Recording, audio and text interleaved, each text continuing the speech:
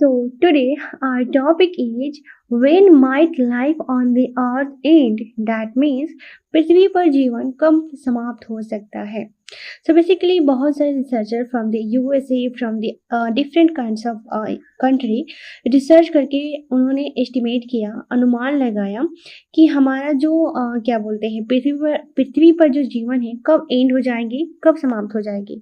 तो बहुत लोगों ने कहा कि जैसे जैसे सिर्फ यहाँ पे कार्बन डाइऑक्साइड का उत्सर्जन यानी कि क्लाइमेट चेंज का ही डिफरेंस नहीं है, यहाँ पे बात ये भी है कि हमारा जो सूर्य है यानी कि सन है, डे बाय डे क्या होते जा रहा है, हॉट होते जा रहा है, ब्राइटर होते जा रहा है ना।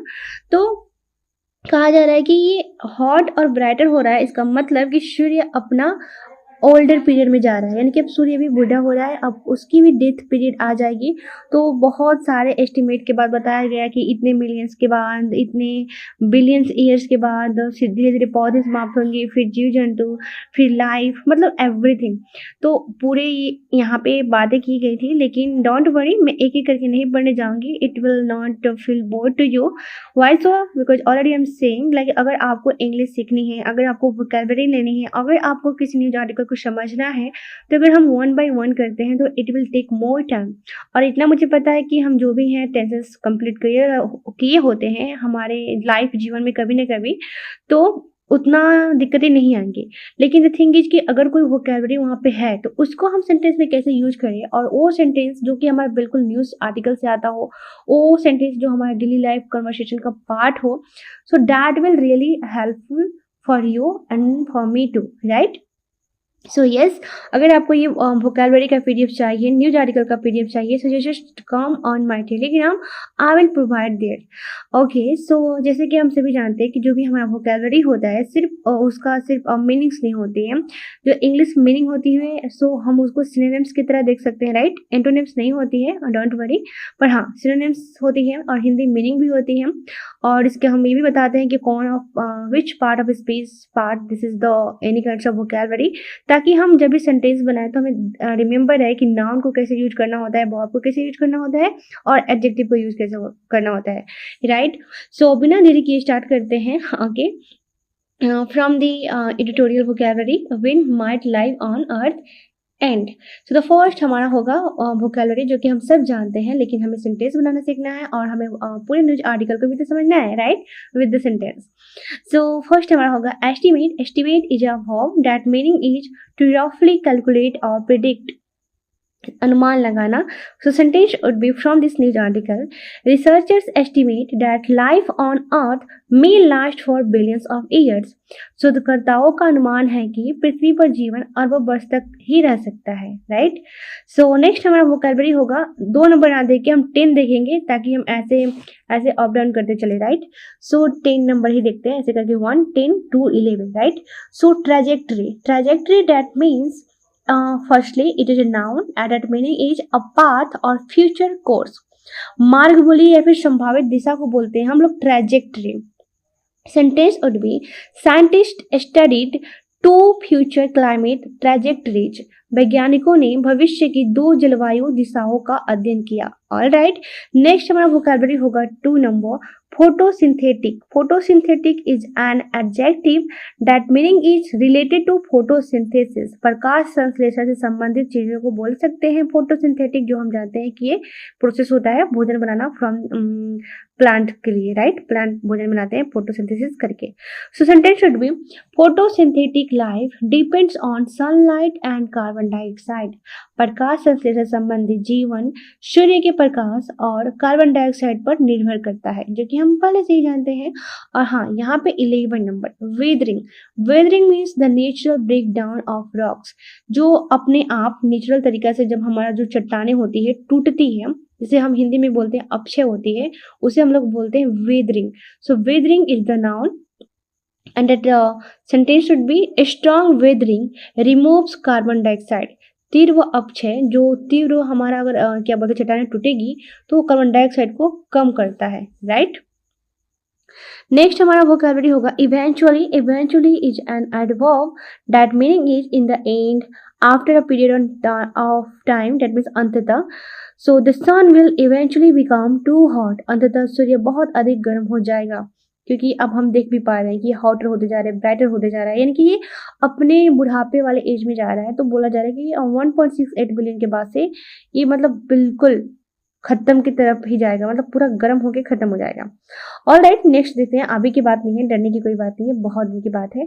सो नेक्स्ट है हमारा atmosphere. Atmosphere is a noun that meaning is the layer of gases surrounding earth. वायुमंडल, द लेयर ऑफ गैसेस, ऐसा गैस का लेयर जो हमारे अर्थ पे सराउंडिंग होता है, अर्थ के सराउंडिंग होता है।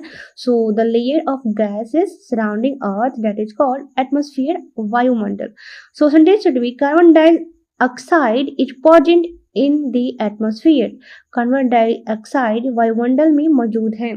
नेक्स्ट है हमारा emit. Emit is a verb that meaning is to give out और रिलीज, उत्सर्जित करना को बोलते हैं एमिट, जैसे बोलते हैं ना इमिटेशन। सो वैसे ही the sentence should be the sun will emit more heat over time. समय के साथ, ओवर टाइम, समय के साथ, ओवर का बहुत सारा मीनिंग होता है इसके, जैसे ओवर द टाइम, समय के साथ, और होता है लाइक जैसे कि हम कुछ बोलना आता है कि इवेंचुअली वर्सेस इमिट, यानी कि सॉरी ओवर इमिट, मतलब कि हमें इवेंचुअली पे बात करना चाहिए, ना कि इमिट पे बात करना चाहिए। तो ओवर के बहुत सारे मीनिंग्स होते हैं। तो यहाँ पे ओवर द टाइम मतलब कि समय के साथ, तो समय के साथ सूर्य अधिक उष्मा उत्सर्जित करेगा। नेक्स्ट है हमारा offset. Offset is a verb, और मैंने पिछली कक्षा में बताया था कि offset means to balance something and reduce the effect of something. So प्रभाव कम करना, संतुलित करना, that is called offset. Sentence would be carbon dioxide removal may offset rising temperatures. Carbon dioxide को हटाना बढ़ते तापमान के प्रभाव को कम कर सकता है। Let's talk about 5. Survive. Survive is a verb that means to continue to live. जीवित रहना को बोलते हैं survive. So sentence would be plants may not survive extreme heat. पौधे अत्यधिक गर्मी में जीवित नहीं रह पाएंगे। नेक्स्ट है हमारा extinction. Extinctions that means complete disappearance of a species. विलुप्ति प्राणी को बोलते हैं हम लोग extinctions. So sentence should be the study predicts total extinction in the distant future. अध्ययन भविष्य में पूर्ण विलुप्ति की संभावना बताता है। डिस्टेंस फ्यूचर यानी कि थोड़ा सा दूरी, दूरी वाले जो फ्यूचर होते हैं, जो अभी फ्यूचर अभी नहीं है, थोड़ा सा दूर है, डिस्टेंस। नेक्स्ट है हमारा बायोस्फीयर। बायोस्फीयर बताए थे क्या? I don't know. The region of Earth where life exists that is called biosphere. Biosphere is a noun. जीव मंडल को बोलते हैं। तो सेंटेंस would be भविष्य में जीवन मंडल समाप्त हो सकता है। नेक्स्ट है हमारा thermal limit. Thermal limit is a noun phrase and that meaning is maximum temperature and organism can tolerate. तापीय सीमा, जो कि ऐसा मतलब टेम्परेचर जिसको हम सह सकते हैं। सो अर्थ में reach the thermal limit for complex life. पृथ्वी जटिल जीवन की तापीय सीमा तक पहुंच सकती है। नेक्स्ट है हमारा sophisticated. Sophisticated that means advance and highly developed and it is an adjective. उन्नत और अत्याधुनिक को बोलते हैं sophisticated. Sentence would B scientist used a sophisticated climate model. वैज्ञानिकों ने एक उन्नत जलवायु मॉडल का उपयोग किया। नेक्स्ट है हमारा aquatic species. Aquatic species is a noun phrase that meaning is animal or plants living in water. जलीय प्रजातियों को बोलते हैं aquatic species. Sentence would be some aquatic species may survive longer. कुछ जलीय प्रजातियों अधिक समय तक जीवित रह सकती है। नेक्स्ट है हमारा humidity. Humidity is a noun that meaning is the amount of moisture in the air. आर्द्रता, जो भी मॉइस्चर होती है हमारे एयर में, उसे ही बोलते हैं humidity. Sentence should B humidity was included in the climate model.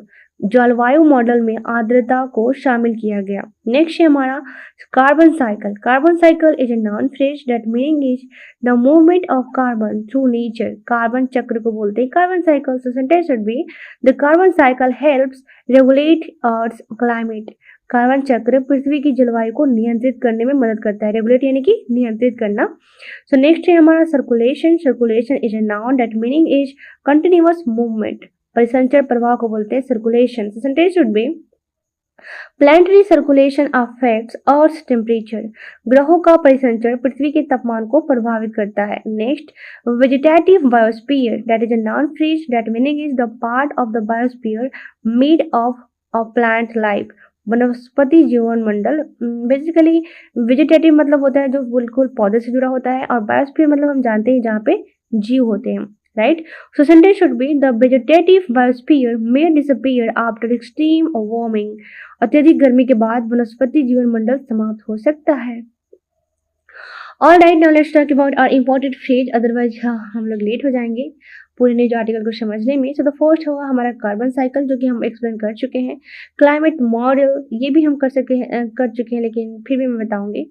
English that mean scientific model use to study climate, जलवायु मॉडल को बोलते हैं। नेक्स्ट है हमारा thermal limit, that means highest temperature life can tolerate, ये भी बता चुके हैं। Planetary circulation, that means movement of air and heat around a planet, ग्रहों का प्रसिचंचर, that is called planetary circulation.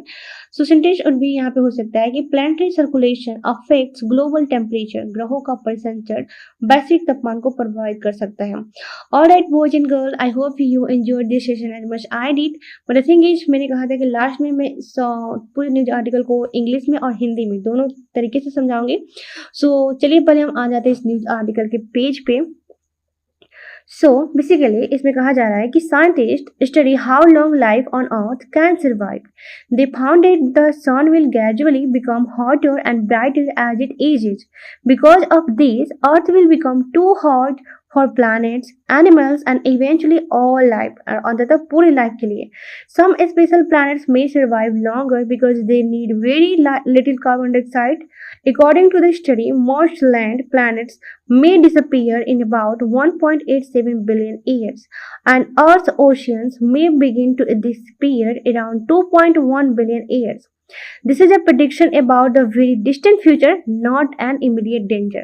That means वैज्ञानिकों ने, साइंटिस्ट ने अध्ययन किया कि पृथ्वी पर जीवन कितने समय तक जीवित रह सकता है, और उन्होंने पाया कि समय के साथ सूर्य अधिक गर्म और अधिक चमकीला होता जाएगा। इससे क्या होगा कि तापमान बढ़ जाएगा, और पहले पौधे, फिर जानवर, और अंत में इवेंचुअली ऑल लाइफ्स खत्म हो जाएगी।